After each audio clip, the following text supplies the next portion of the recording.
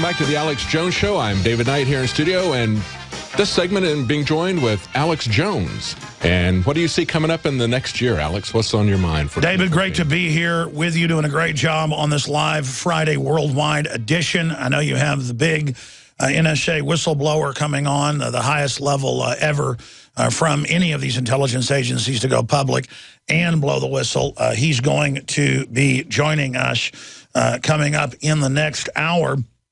You know, there's so much I could have come on air today and talked about with folks, but the larger issue here is that we are being deindustrialized by design. And there is a takeover that's happening.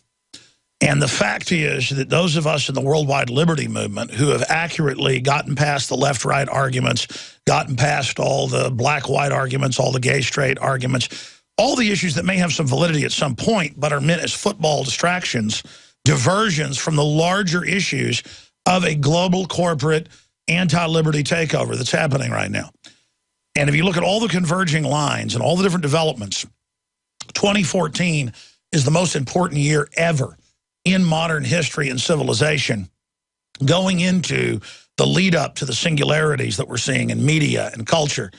I believe there's going to be many smaller singularities or quasi-singularities ahead of what you call the main singularity event, which more and more scientifically is being proven to be real.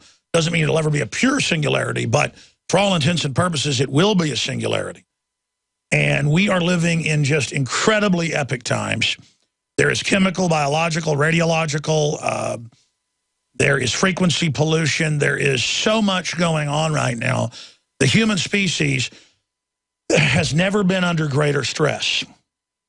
And we can either adapt in a bad way to the stress and give into it and just adapt to dying, adapt to being dumbed down, adapt to being extincted as Homo sapiens sapien, or the thinking human.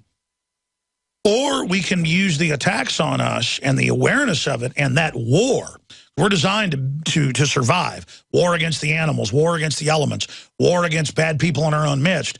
We can tie into all those genetics, those instincts, the spirit God gave us, and actually use this attack like a weight we're lifting to get even stronger. But we have to decide that we have the will to fight in the year 2014.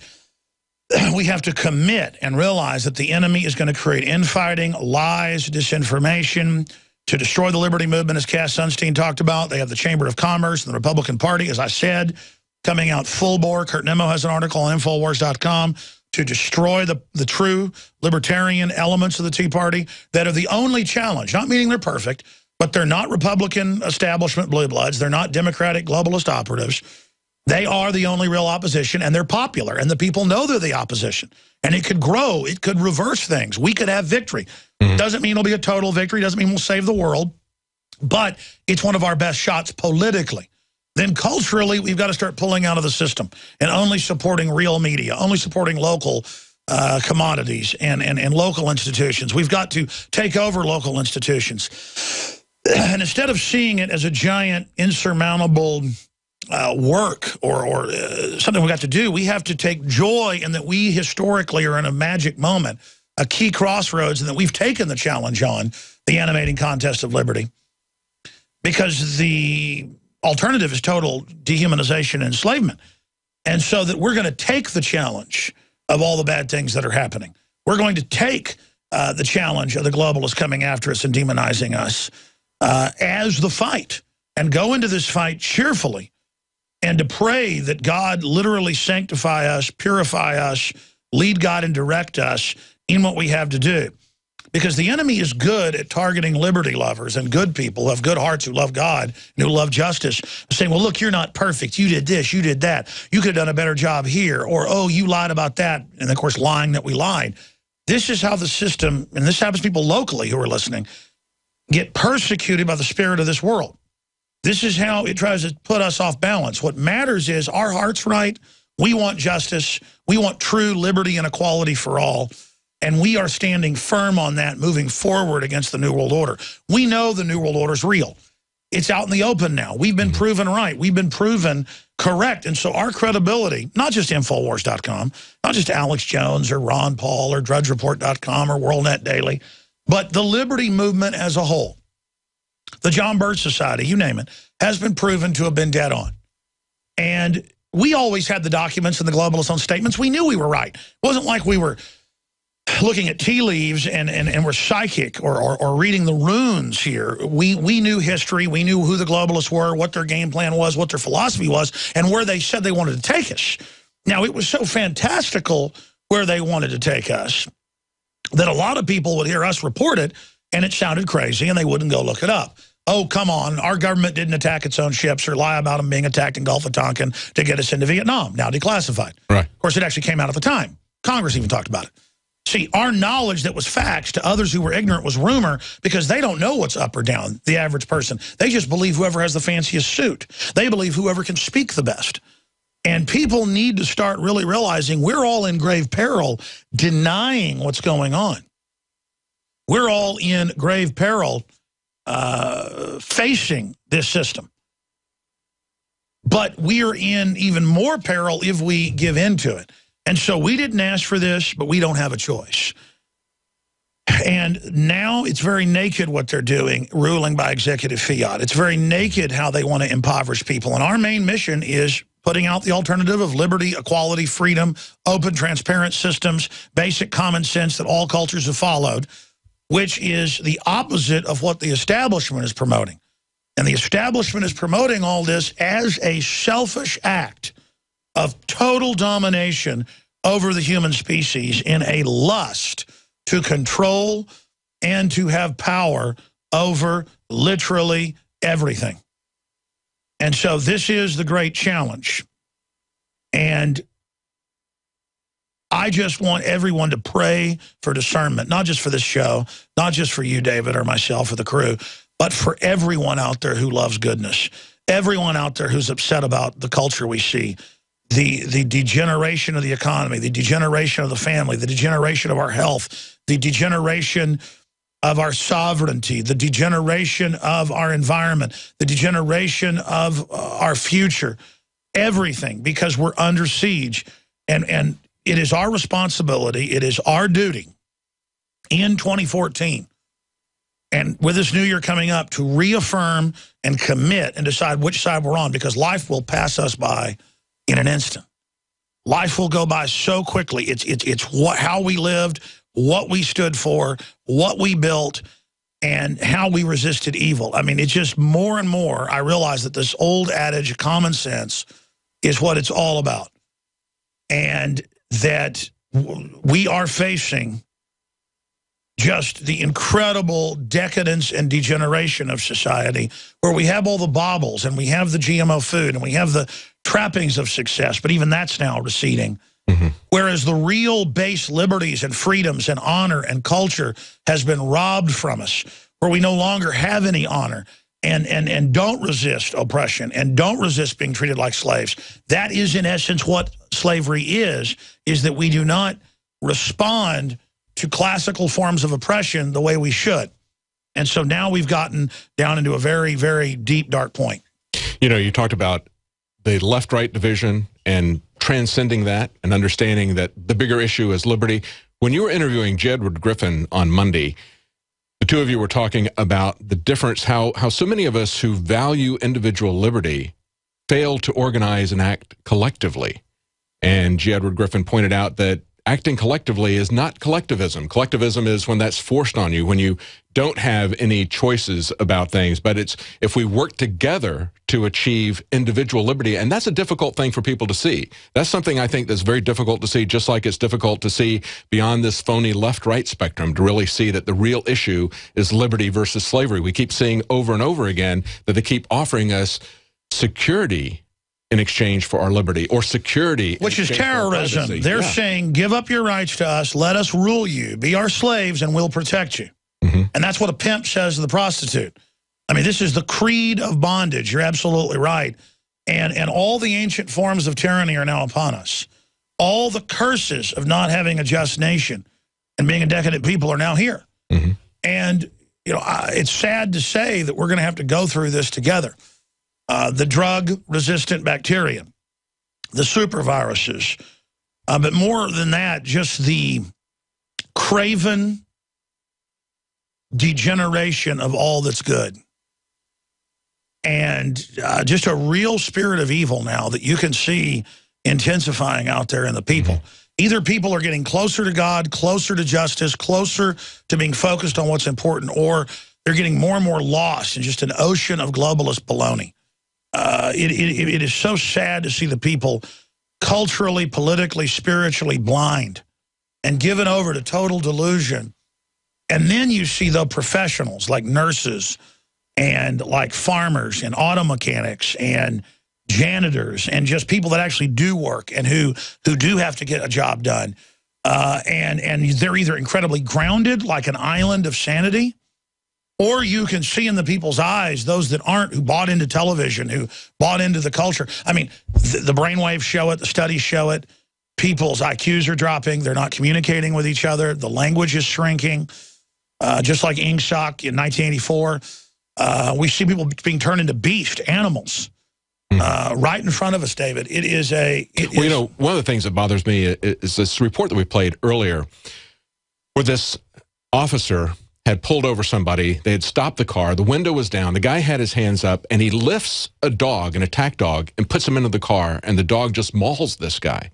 And we look at this, yes, there is a legal framework that they're creating with arguments and everything to create an infrastructure for tyranny. When we look at the things that are happening with the NSA... And you look at how they shoot up minivans full of kids. Yes, but it's a spiritual infrastructure that's being set up with these people. I mean, what kind of person would do that to somebody else when they're no threat to them?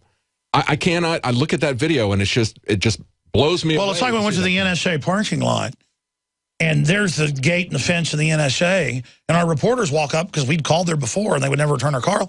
So we're at Salt Lake, outside Salt Lake City, and Anthony Gucciardi and Weldon Henson and Josh Owens walk up very politely in suits and say, "Hi, we're here from the media. We'd like to talk to your public information officer." And they're all freaked out and panic and screech off in cars, and then come back. And then they walk over and say, "I've got an attack dog that if I release it is going to eat you." Literally trying to use fear to terrorize them. And the guys laughed at them, and they didn't know what to do. Then more cops showed up, grabbed their cameras away, didn't even know how to delete the data, and then said, "Get out of here." So they were just totally incompetent in their not even wickedness, just moronicness. And it's the same thing when I went to sent Rob Dew and others to the G20. We had footage of this. We called for days to the Army National Guard that had the big command base with the police. We said, "We'd like to talk to your public information officer about the troops on the street." And so the guys pull up. They have the camera. And they say, "Hi, we'd like to talk to, here's his name." He said, "Well, come talk to him here." They freak out and say, "Why are you talking to us? It's like, how dare you? You're supposed to be scared of us." And so they never come out. The guys go back to the hotel. The police come, and they put them on the phone with me. This all happened on the radio. I came in that night to a special report because this was happening. This is all on TV. It's on YouTube. And the police captain gets on the phone, and he goes, "Yeah, we're going to arrest him for threatening to blow up the Army base." And I said, "Be careful." I said, "My guys had this all on tape. They were all on the radio when this happened, just because I was doing live coverage and wanted to interview the guy. We're on record. This is a media organization. We're not the general public you're going to be able to arrest and intimidate to waive their rights and say, okay, you won't get 20 years if you admit you were going to blow something up." I said, "You're going to really be part of a national news story here and get in a lot of trouble. You better look into who I am." He goes, "All right, let me call you back." Call me back in about 3 minutes. He goes, yeah, no. Actually, the troops just got scared and thought maybe they had a bomb." And I said, and this cop was, he was actually on the air at one point. I got him on the air, that's right. Was literally ready to frame my crew with the Army for daring to drive up to the National Guard base, where Dew was later arrested days later at the end of the G20, peacefully at the university the day it ended, videotaping kids out there at a demonstration for free speech. The riot police come and we have them knocking girls off bikes, beating them, all this. It was literally wanting to dominate us, wanting to commit crimes against us, wanting to hurt us, and thinking they had the general public. Where if the cops come over to the average person now and say, "You were planning to bomb the Army base," the average person says, "No, please, I promise." And then they end up waiving their rights and, signing on to probation or something. That's like one of our listeners, it was in Fox News a couple years ago, had heard about FEMA camps and Emergency Centers Establishment Act and stuff in Congress. So she went to the base that said they had this area. She walked up, asked about it. They completely freaked out. arrested her for asking the question. She had an unloaded M4 in her back of her trunk, and it was on the news. You know, school teacher with no criminal record buried in the article, arrested for terrorism. And they said, well, she wasn't planning to attack the base, but still she could have. Yeah. And we never followed up what happened to her. I mean, this is the mental illness now, where, you see, it's kind of like you demonize your enemy because you want to enslave them. You say, all those black people aren't humans. You know, they've banned slavery in Europe 500 years ago. Germany hadn't yet, but the other countries had. The church says we can't do it. Let's just go to Africa and say they're not human. And it's the same thing. They're just saying we're not human. The government, the corporations, they have just done this now. And now they're just going to basically feed on us politically. And now that elitism has filtered down to the lower level minions, like the cops on the street, like we saw with this guy who sticks the dog in the car. When you go to the NSA, and even though you're recording this live in your news media organization, they threaten to stick a dog on you. But in this particular case, he's got his camera going in his police car, and he does it right in front of the camera. And nothing happens to him. So that's what I'm saying. We've got this infrastructure that they're trying to create to say that they're allowed to do anything that they want to set up this full spectrum police state. And there's also a spiritual level where they are fine about actually executing the police state because they no longer see the general public as the same level of human as they are. They're somehow subhuman to them, to the people who work for the government. Don't you believe that? I mean, that's what we're seeing over and over again. No, you're absolutely right. And that's why I just came in today. I'll be back on Sunday, 4 to 6 p.m. live here. It's just that justice and those that love liberty and love God is what it all comes down to, and who just want a future and who want an economy based on free will and free association, not one based on combines, inside groups, and gangs. We're going into that rule of the thug, rule of the gang. There's no doubt. Yes. InfoWars is at the tip of the spear. The world knows that now. We're going to come under unprecedented attack. Economic, physical, spiritual, you name it. We need everyone's prayers. I want to thank everyone for praying for my uncle as well, Patriot Biff Hammond. And when we come back in this final segment before your guest comes on, I'll give people an update on that and just some points that I want to make about discovering that indeed it was a drug-resistant bacteria.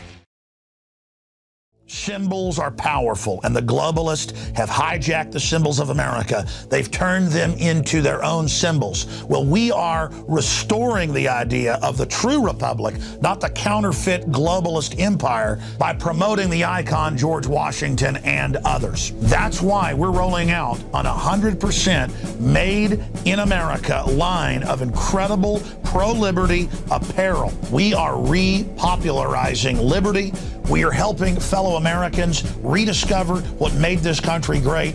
We are the spirit of 1776. We are 1776 worldwide. We are all brothers and sisters in arms in the animating contest of liberty in the long march towards humanity's ultimate destiny of freedom. Visit madein1776.com today and vote with your dollars to promote truly made in America, high-quality products, and promote the ideals of liberty. Joining me at the moment is Alex Jones, and we're just talking about the state of the nation, the spiritual state, the legal state, and what we have to look forward to in 2014. We got a lot before us, don't we, Alex? We have to look forward to all these powerful combines above the law with diplomatic and corporate immunity under InfraGard, literally extracting everything out of us. With paramilitary police, and again, not all police are bad, but we know in authoritarian countries they're very bad. They are converting them to classical authoritarian police in front of us. Militarized, black uniforms, kill anyone that asks a question. And it's going to be disastrous because this is not a disarmed population. It's going to get really nasty. And as people fall down in society, it is not going to go well for the minions where the rubber meets the road. So I would advise everyone out there in the system, if you value your future, your livelihood, and any of the due process we've all enjoyed, you better fight for it right now, folks, and you better decide what side you're on right now. And I just got chills when I said that, because I feel like I could vomit, David, over how fast everything's moving. Yes. And shifting gears, mystery illness has been killing people all over the country. And It keeps people sick for months until it kills them in some cases. And I knew from early cases in the news and family that's died from this that they found that it was a very bad acting staph.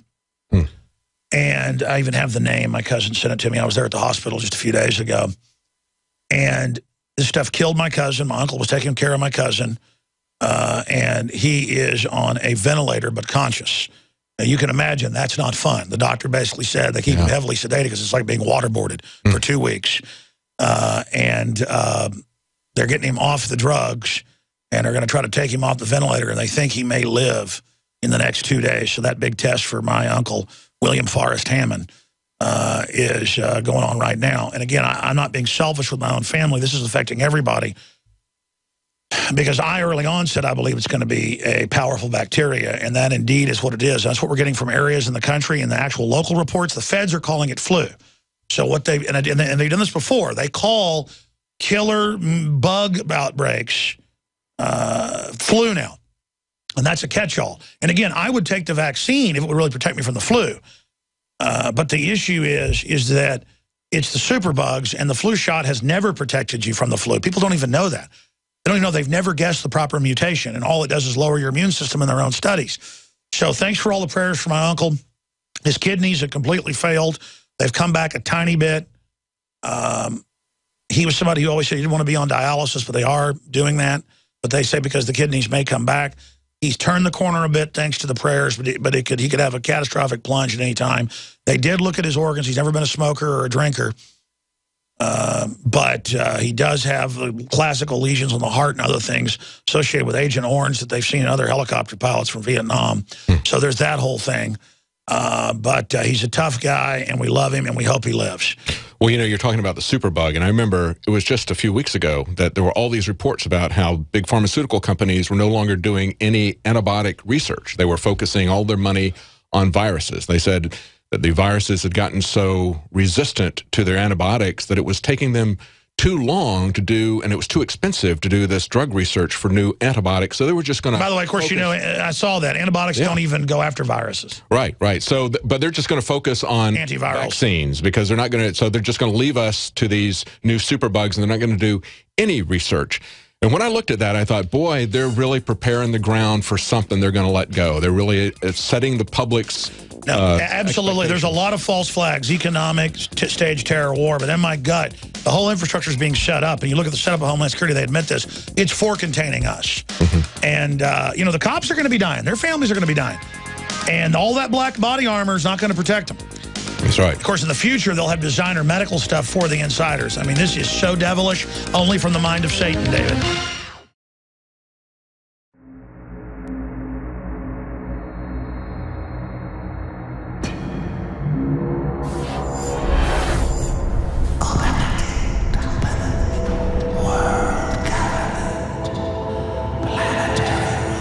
Is it not, my king, time to spring the trap? No, we must desecrate the soul and the flesh of the Creator's creation.